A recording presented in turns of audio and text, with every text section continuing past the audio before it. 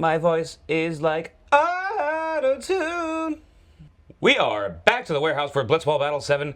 Kelsey Winger makes herstory. Let's talk Blitzball.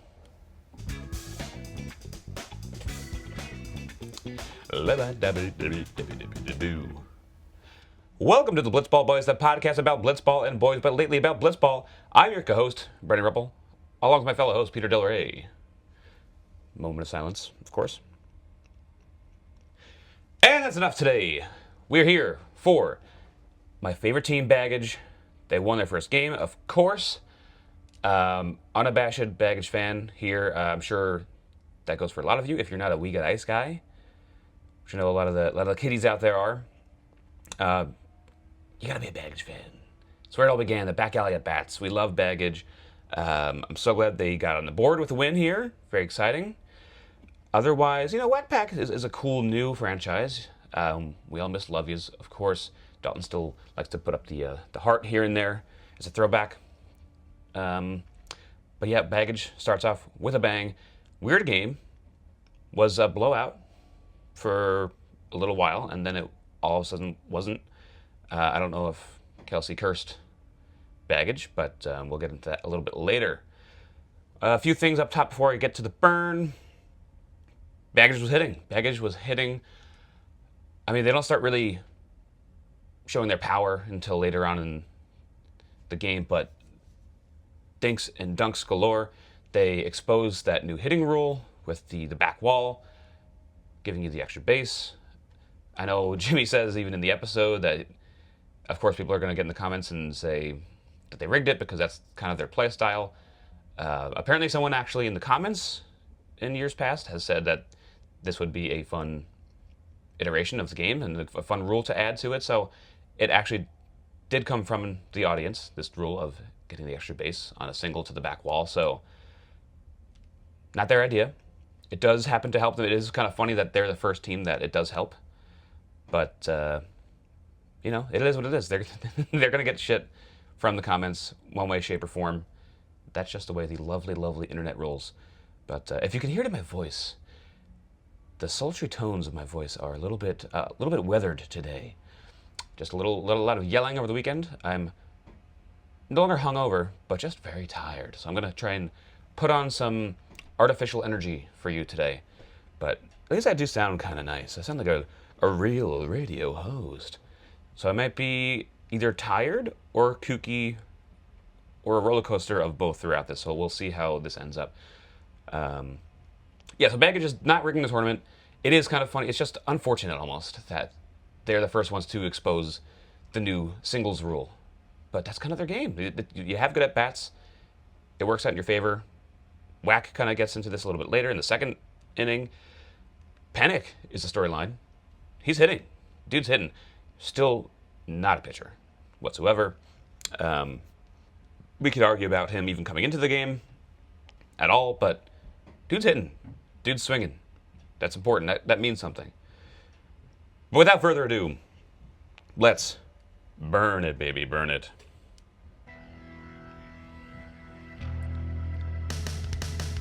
The Whack Pack take on their leader, Jimmy, and the false champion, Jake, to kick off their seasons. Former MVP Dalton hoping to feel himself in the mound, but Jimmy and Jake can rake. The besties show off their massive testes and score the maximum. Jimmy in danger of letting this game get tied, but like my bottom half after a shower, he gets out of there relatively clean. Only one run allowed to keep the Whack Pack at bay. Justin Pennick comes in to pitch for a bit of a speed change, but all it does is help Baggage score even more quickly.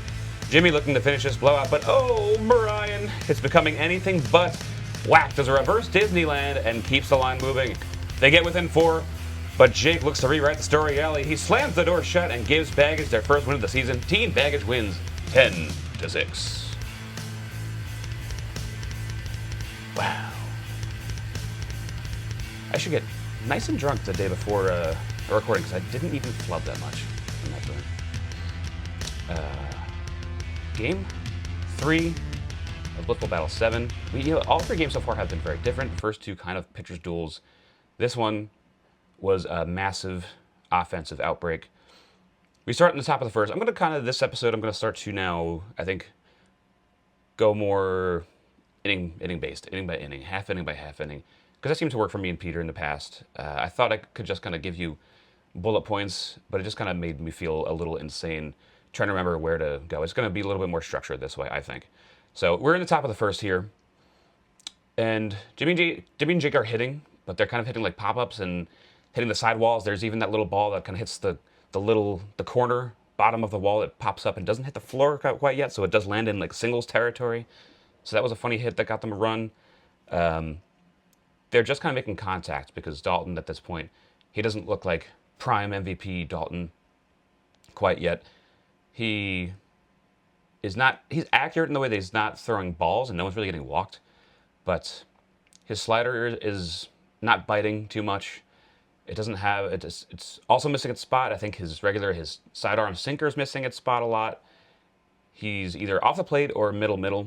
He's not biting too many corners, and that slider just really is either off the plate or just kind of hitting these righties on the inside. So whenever they get the chance, ball's middle, they're at least making contact, and the ball is dunking in.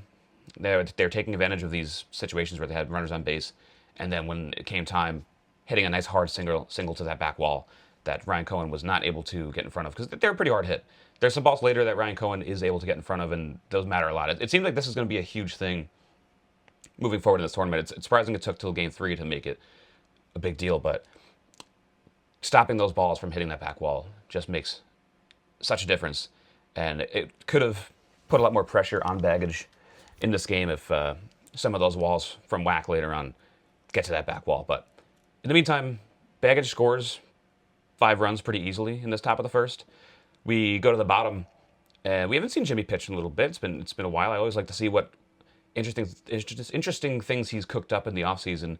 He's always tinkering. The guy loves to tinker. He doesn't have a lot of time to be here in the warehouse to tinker, compared to some of the other guys like your Jack Doyles, the rest. But what he does, there's always something new. He's always been tinkering with his forkball. You see a little bit of that today. He can't land his like Fernando Cruz-esque dropper, but he almost gets panic on a first pitch one at some point in this inning. He looks like he's found a new changeup grip that I like a lot.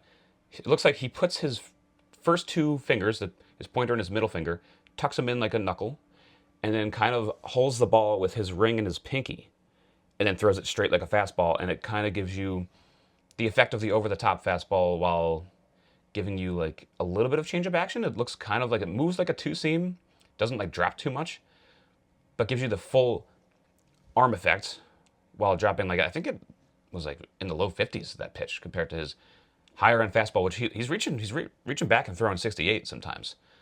So that's a really good speed change mix-up he's got going there, and that's an interesting pitch grip that I'm very excited to try. I don't even know if I could fit let me get a baseball real quick. It seems really uncomfortable to throw, and I wonder if you're a batter, if it's so dramatic, this grip here, that you can see it from a batter, but I don't know how often batters are like looking at the hand to see grip before the ball comes towards them. That might be too much to think about when you're about to hit, but this is really difficult to hold, so I can imagine why, even if you're throwing with all your might, you're going to get a pretty slow pitch. That's interesting. I'm excited to try that. He looks very solid, though. He looks like he's in control.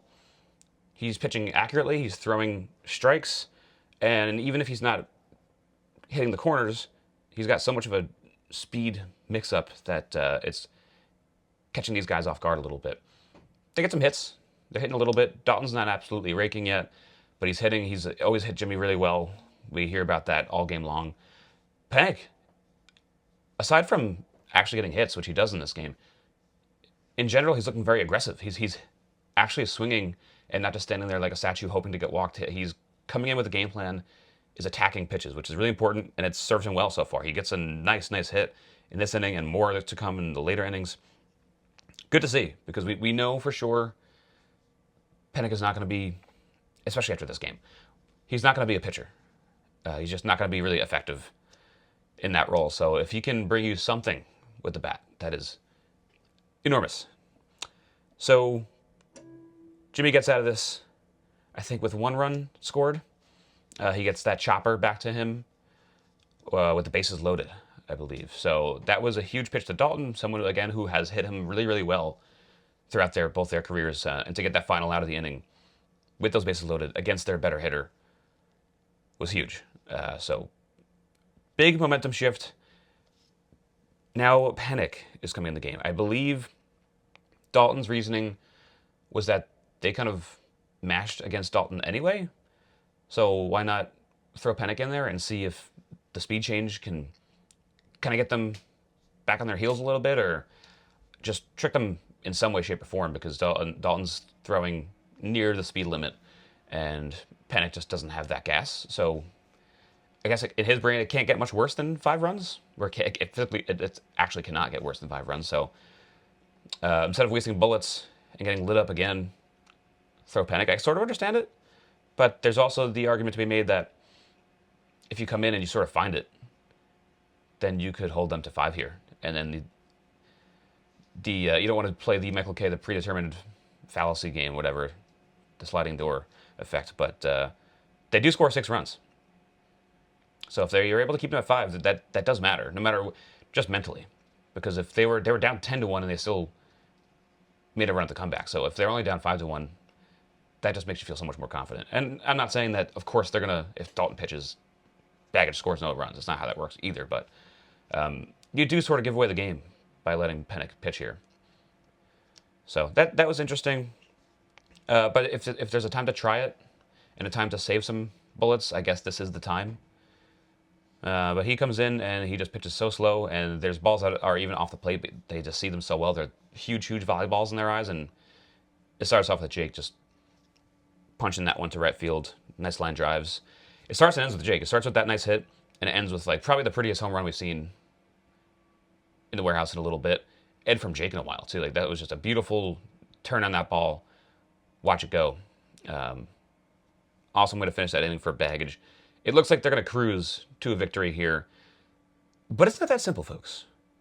Jimmy, I don't know if he doesn't look tired per se. He's still got the same good stuff that he had in the first inning, but I think Whack is just seeing them better.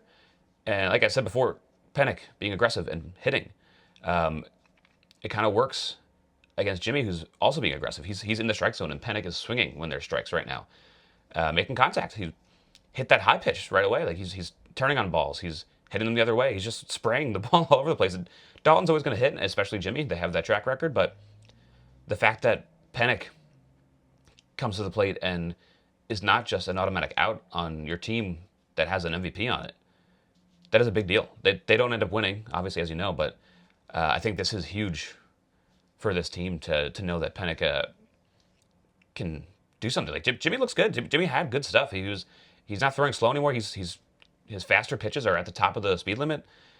He's got some benders. He's got some droppers. He's got an arsenal. And Panic was putting up at-bats left and right until we get to that final at-bat. Rewind a little bit. Jay comes in, bases loaded. It's 10-6. A home run ties this game, and I think just defeats Baggage for the tournament. I think if they lose this game, it's just so much the story of Baggage, and I think it would be really hard to come back from that, especially with the storyline of Jake not earning his last championship. And you want to start off with a bang here. You don't want to completely blow a 10-1 lead to start your Blitzball Battle 7 season. That would just be so tough. So for Jake to come in here in that tough spot and right away be able to throw strikes was enormous, because if you start walking people, there's already pressure on you for that first at bat, and then it just mounts and mounts and mounts. And now we have that rule with the non-competitive walks.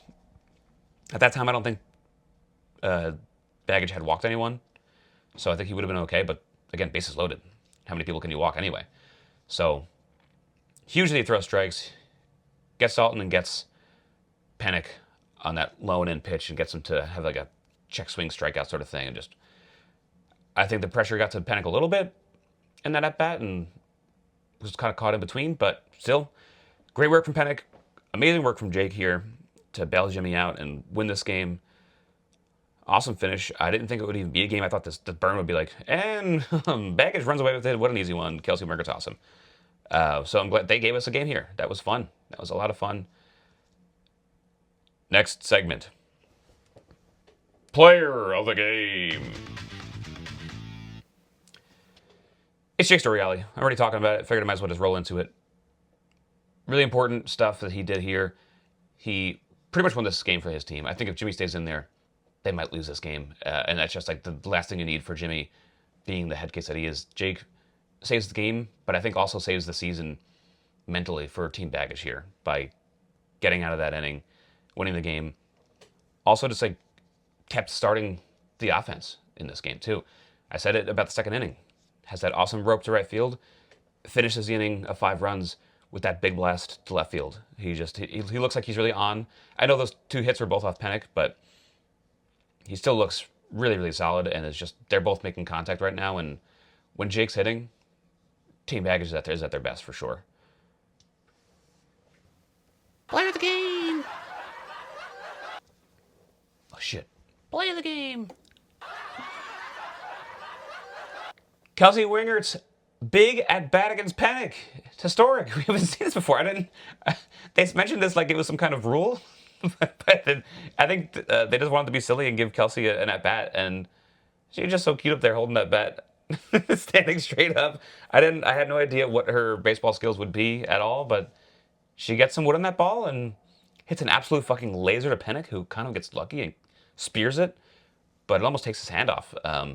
Just what an absolute missile by Kelsey Wingert. Just really, another thing about this game that makes you feel like, oh, what a blowout. They're throwing the sideline reporter in for an at-bat. This game's over. Just an interesting little part of this kooky game, but that was a lot of fun to see. What a national treasure she is. Next segment. I don't know if it's like a button for this. I like this button. Yeah. I guess we'll preview a little bit of the game that happened tonight, I think, as of this recording. Woogas versus We Got Ice. The last 2 teams not to play yet. 2 kind of powerhouses here. There's a lot of talk of Dan Rourke being a new like superpower in this warehouse, but we've kind of yet to see that in Blitzball Battle. He had a great Captain's League, of course, we all know. But the evolution has been starting to happen over the years in Blitzball Battle.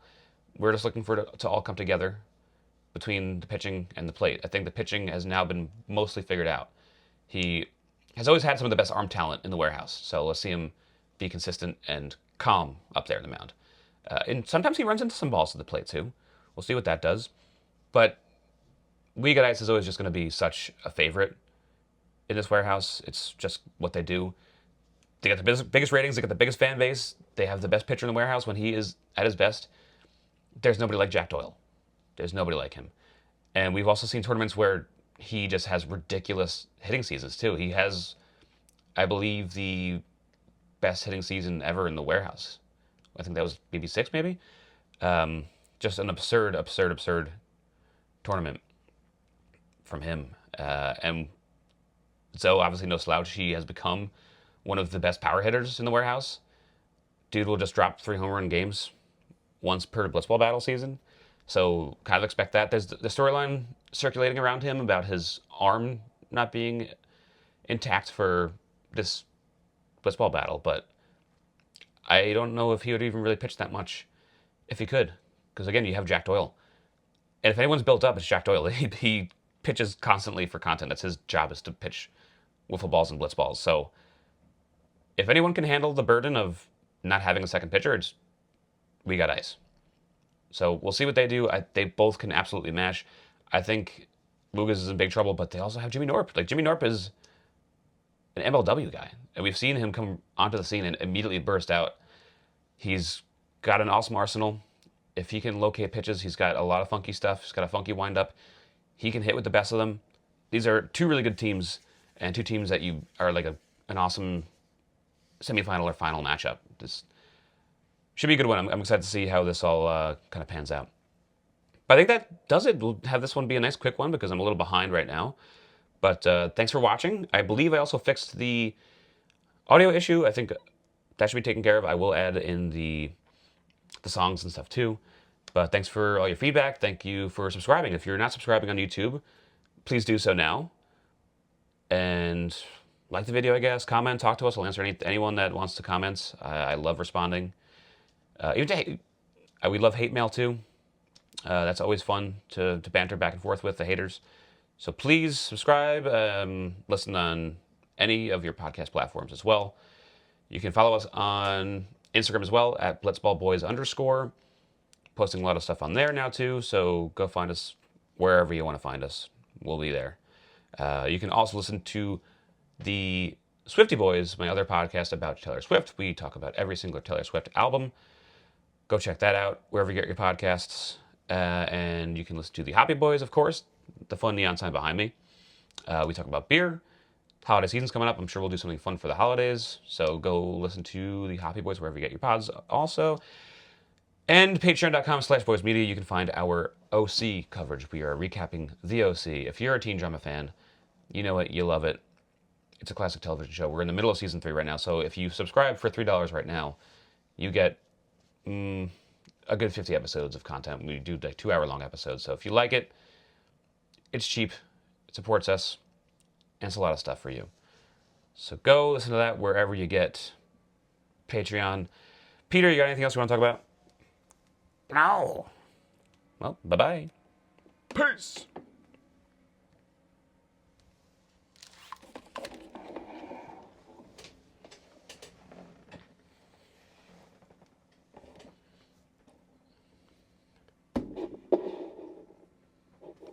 Baby, I